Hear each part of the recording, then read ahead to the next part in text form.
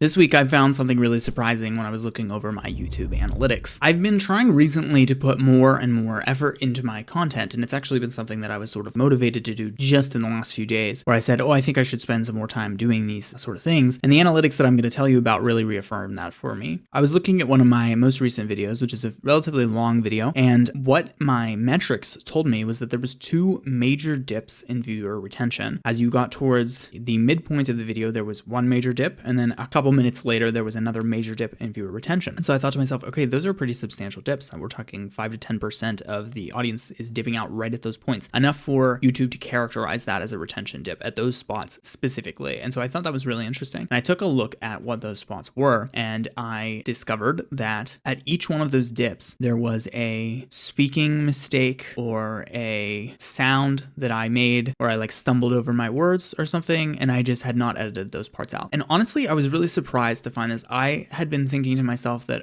it doesn't make that big of a deal if you just let stuff in. People like authentic content and things like that, and they might, be okay. But in the way that I was presenting this content, it comes across very professional and well scripted and edited out. And so I'm just thinking to myself, it's really a big deal that multiple people are leaving when they hear a mistake like that. They hear the mistake and they just think the quality of this is not feeling very good anymore. It's just not enjoyable. That was the last straw for them maybe. And it would have been a huge difference to keep those people watching past that retention point.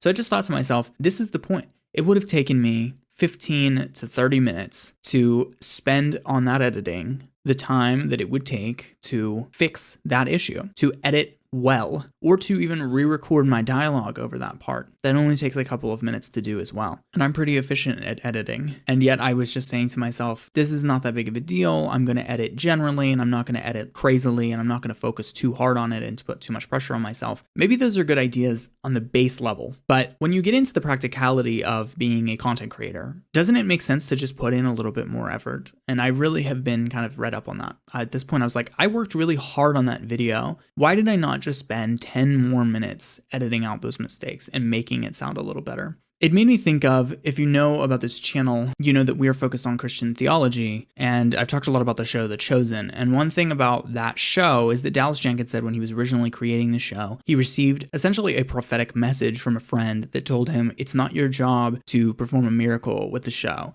it's just your job to provide the loaves and the fishes. That's a reference to the feeding of the 5,000, where Jesus is teaching a crowd of 5,000 people and they become hungry, and some boy comes up with a basket of 5 loaves and 2 fishes, and the disciples are like, how are we going to feed anybody? We don't have enough food. And then Jesus performs a miracle and he multiplies those loaves and fishes. So the idea that I'm thinking of here is I'm providing the loaves and fish in this instance. I'm creating the content, and Dallas approached it the exact same way. You're creating the content. It's all about how good you make those loaves and fishes. The Lord will multiply it if he wants to. The algorithm will take it off if it wants to. But you need to up the quality of those loaves and fishes. And as a matter of fact, upping the quality of the loaves and fishes increases what causes the algorithm to pull it. That viewer retention, as everybody knows, is a huge metric on YouTube. So it's really important that you're retaining your audience, and losing them for stupid things like that is just not the way to do it. And so that was a really big wake-up call to me. And I just feel that that's something that I want to focus more on. I'm like, okay, I need to work a little harder on that editing. There's no reason to do that. I recently got a new microphone. I hope that it sounds really well. I had worked pretty hard on the last microphone to make it sound good too, but I kind of need 2 for some upcoming projects. So now I have this better quality microphone and my previous one as well. So I'm just working on upgrading the quality of the loaves and the fish that I provide.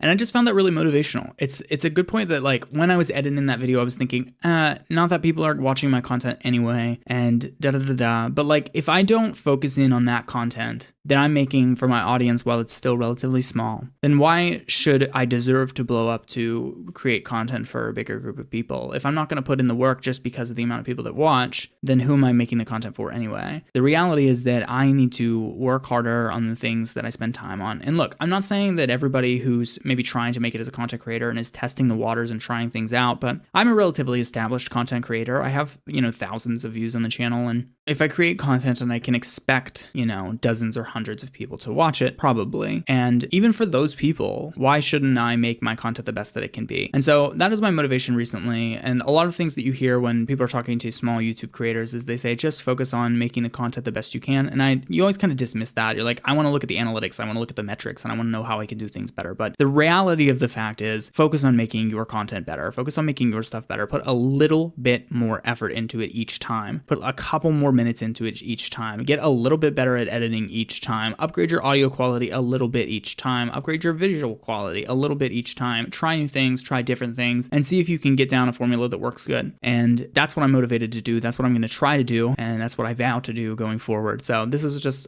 something that I wanted to mention because I thought it was really interesting. And it's just serving as sort of a wake up call for me. I just felt like in this same week, I was having that idea that like, I just need to spend a little bit more time making this stuff better. And then that analytic popped up and it just confirmed it to me. It was just a complete confirmation of, yes, just spend a little bit more time and make that content better for your viewers. They deserve that. And so that's all I wanted to say. If you have been, thank you for watching. This has been Credence Questions. I'd appreciate if you consider sticking around with the channel. We'd love to have you. We dive into topics like theology, apologetics, Christianity, and how it interacts with video games and other types of entertainment. I have some really exciting long form content coming up on the channel soon that I think you guys will enjoy. So if that sounds interesting to you, consider sticking around. Thank you so much. I hope you have a good one.